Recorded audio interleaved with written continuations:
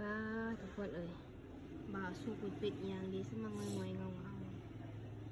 บ่าวสู้เป็ดเอียงเลยนี่ฮะฮะ ที่นอนมีอ่ะ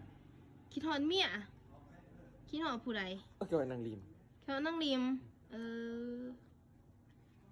กินทอดไหมฮะ เอากำลังเสา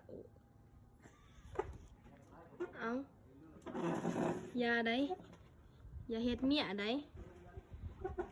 เดี๋ยวว่าหน้า เอา ก็ตีโมเลกุลจังหูอ่ะ ใจเย็นบ่าวสุกเราเฮงกำลังเสาสะแพะกับพอดีมาฝาทัว ข แล้ นาว ดจมกับกินทอดจะกินทอดไทยอยู่น้ำเมียงยังกินทอดนั่นคือนี่ ไม่ใช่แกงหน้ากะเพราอยู่ที่นะ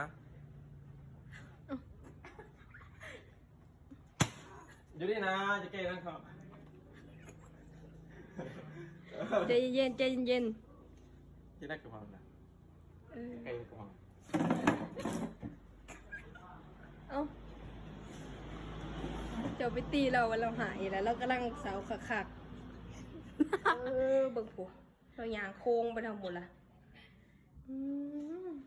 เมนเราไปหลีหายมาจักเอ้าเรามาหลีหายอยู่พี่